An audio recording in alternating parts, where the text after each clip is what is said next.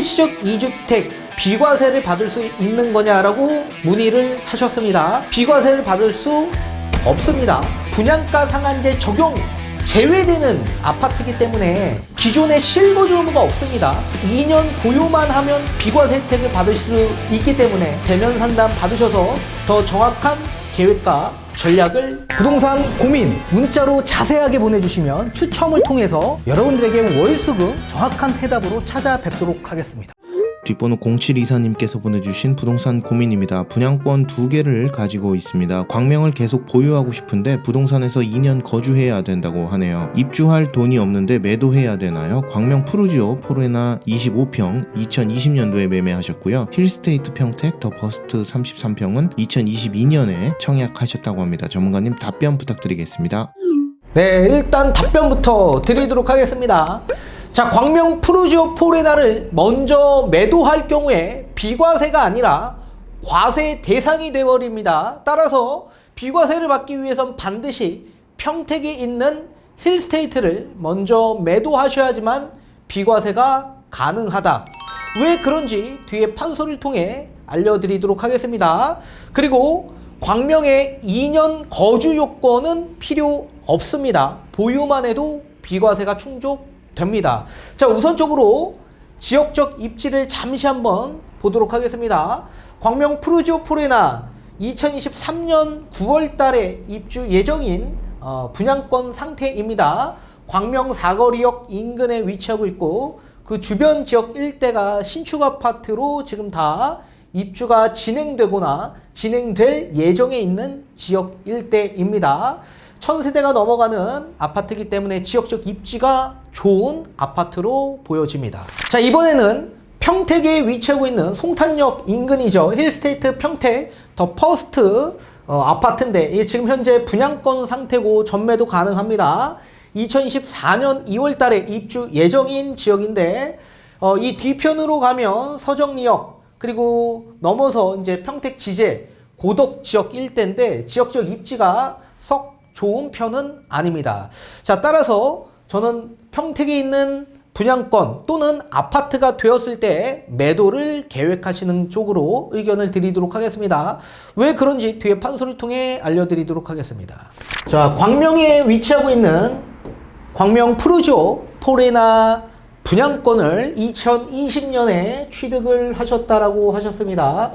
자, 지금 현재 아직까지 분양권 상태이고 2020년 취득을 하셨습니다.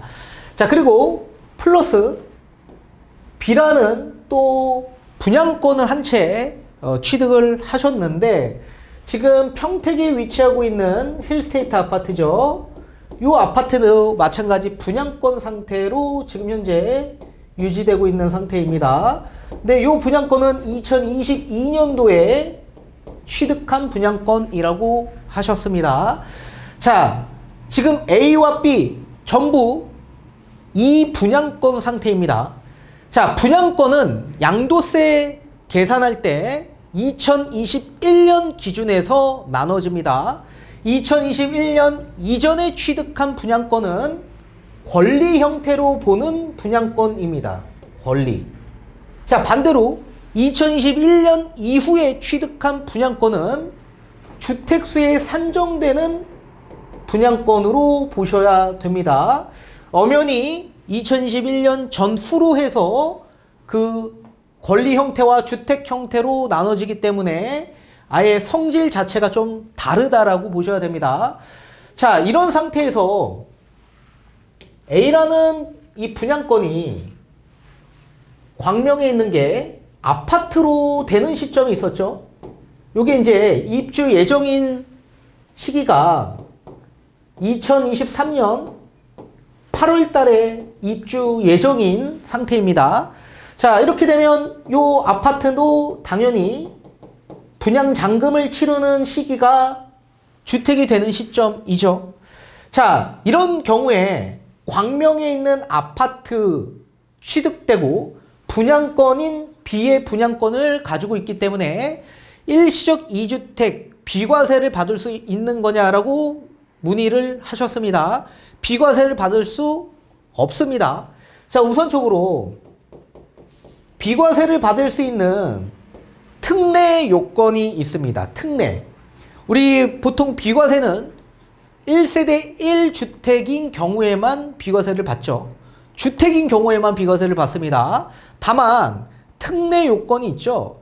일시적 2주택인 경우에도 1세대 1주택과 동일하게 소득세법 시행령 154조 1항에 따라 비과세를 받으실 수가 있습니다. 근데 지금 우리 형태로 보면 아파트와 분양권입니다. 이런 형태도 마찬가지 비과세 특례 요건이 적용이 됩니다. 자, 이 비과세 특례 요건은 소득세법 시행령 156조 3에 따라서 주택과 분양권인 상태일 경우에 비과세를 받는 특례 요건입니다. 자, 그 특례 요건의 첫 번째는 뭐냐면 국내에 주택을 소유하고 있는 1세대가 따라서 주택을 소유하고 있는 1세대가 1분양권을 취득했을 경우 받는 비과세 특례 요건이다. 자, 따라서 주택을 취득하고 1년이 지나서 분양권을 취득해서 분양권 취득한 이후에 3년 이내에 종전주택을 처분할 경우에 일시적 2주택 비과세 특례 요건을 적용해서 비과세를 받을 수가 있게 됩니다. 이게 이제 156조 3에 따른 특례 요건입니다. 그리고 3년이 혹여나 지나갈 경우에도 마찬가지 1주택을 보유한 상태에서 1년이 지나 1분양권을 취득하고 이 1분양권이 아파트가 된 시점에서 2년 이내에 모든 세대원이 그 아파트로 세대 전원이 전입해서 1년 이상 계속 거주하셔야만 합니다. 그리고 요 1분양권이 아파트가 되기 전후로 해서 2년 이내에 종전에 있는 주택을 처분할 경우에 비과세 특례 요건이 적용됩니다. 자, 그렇다면 우리 한번 볼까요? 우리 입장에서도 분양권과 아파트, 이 주택입니다. 그러면 위와 같이 비과세 특례 혜택을 받을 수 있는 거냐? 받을 수가 없다. 우리는 과세 대상자입니다. 자, 과세 대상자인 이유는 첫 번째, 위에 있는 사례에는 무조건 주택을 먼저 취득했을 경우를 기준화하고 있습니다. 자, 그런데 우리는 먼저 취득한 거는 분양권을 취득을 먼저 한 거죠. 그리고 이 분양권이 권리 형태가 아니라 주택의 형태인 상태에서 취득이 된 겁니다. 따라서 첫 번째, 우리는 분양권을 먼저 취득한 경우가 된 거다. 자, 주택수에 산정이 되기 때문에 우선적으로 이 분양권은 첫 번째 취득한 걸로 보여집니다. 그리고 두 번째, 이 분양권이 뭘로 바뀐 겁니까? 아파트로 바뀌어서 주택이 된 거죠. 따라서 분양권을 취득하고 주택이 된 상황이기 때문에 주택수가 2주택이 돼버린 겁니다. 2주택은 당연히 비과세 특례 요건이 적용되지 않죠. 그뿐만 아니라 주택이 먼저 취득하고 분양권을 취득하면 비과세 특례를 받지만 우리는 분양권을 먼저 취득하고 반대로 주택이 마지막에 취득된 겁니다. 이런 경우에는 비과세 특례 요건이 적용되지 않습니다. 따라서 과세 대상자가 된다. 기억하십시오. 근데 반대로 만약에 B에 있는 분양권이 없는 상태라고 한다면 이 광명에 있는 분양권은 권리 형태이기 때문에 이게 이제 아파트가 돼서 어떻게 돼요? 1세대 1주택으로 비과세 혜택을 받아볼 수가 있는 거죠. 자, 다시 돌아와서 이 B가 반대로 분양권인 상태인 평택의 힐스테이트가 아파트가 돼버린 겁니다. 이 아파트가 되는 시점이 2024년 2월 예정에 있습니다. 자, 요 시기 때 주택으로 된 거예요. 그러면 어떻게 될까요? 주택과 주택으로 되는 거니까 아파트와 아파트, 그러면 일시적 2주택이 되는 거 아니냐라고 말씀을 해 주실 수 있겠지만 이 또한 마찬가지 성립이 되지 않습니다.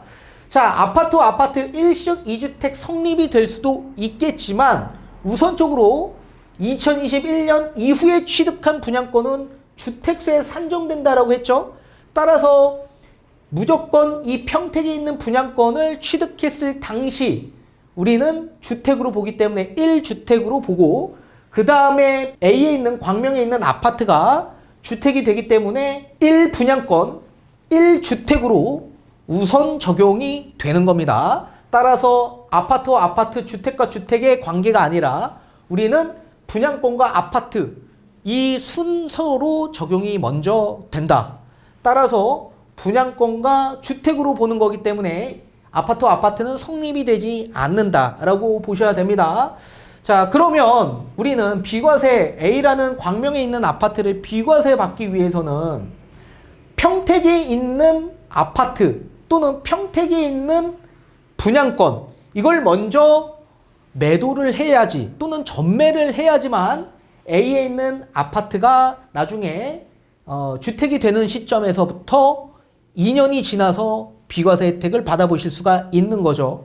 그리고 이 A에 있는 아파트 2년 거주해야 된다라고 말씀을 해주셨는데 거주가 필요 없습니다.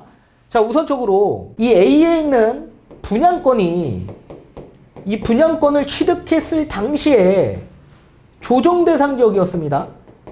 그죠? 2020년에 취득을 하셨기 때문에, 자, 그러면 조정 대상 지역이면 2년 거주 요건이 붙어버리죠. 근데 이 분양권이 어떻게 된 거예요? 아파트로 된 거죠. 자, 이 거주 요건과 보유 요건은 주택이 되었을 당시를 기준해서 산정됩니다. 따라서 A 아파트 분양 잔금을 체결했을 당시를 기준해서 요 기준에서 이 아파트가 2013년 8월이니 비규제 지역으로 전환이 되어 있는 상태이죠. 따라서 요 기준에서 보유 요건과 거주 요건을 결정하는 거기 때문에 비규제일 때 취득한 거기 때문에 어떻게 됩니까? 당연히 2년 보유 요건만 채우면 비과세 혜택을 받을 수 있는 거다. 따라서 우리 구독자님이 어딘가에 뭐 대출을 받거나 이럴 걱정할 필요도 없이 보유만 해도 비과세고, 또 지금 현재 전매 제한은 해제되어 있는 상태지만 분양가 상한제 적용되는 민간택지, 공공택지에 지어진 아파트 같은 경우에는 실거주 의무가 아직까지 남겨져 있는 상태입니다. 아직 법이 추진되고는 있지만 아직 입법이 완벽하게 다 진행된 상황이 아니기 때문에 실거주 의무가 있지만, 지금 이 광명에 있는 푸르지오 포레나 아파트는 분양가 상한제 적용 제외되는 아파트이기 때문에 기존에 실거주 의무가 없습니다. 따라서 우리는 무조건 2년 보유만 하면 비과세 혜택을 받을 수 있기 때문에 반드시 평택에 있는 아파트 또는 평택에 있는 분양권을 먼저 매도하고 그 이후에 광명에 있는 아파트를 2년 이상 지난 이후에 매도하신다면 비과세 혜택 받으실 수 있다. 반드시 기억하셔야 될 것 같습니다. 그리고 또 더 정확한 자산 현황을 제가 모르기 때문에 우선적으로 B에 있는 평택에 있는 분양권 또는 아파트를 먼저 매도하라고 말씀드렸지만 답안이 달라질 수 있습니다. 자산 현황과 포트폴리오에 따라서 달라질 수 있기 때문에 다시 한번 대면 상담 받으셔서 더 정확한 계획과 전략을 세우시길 바라겠습니다.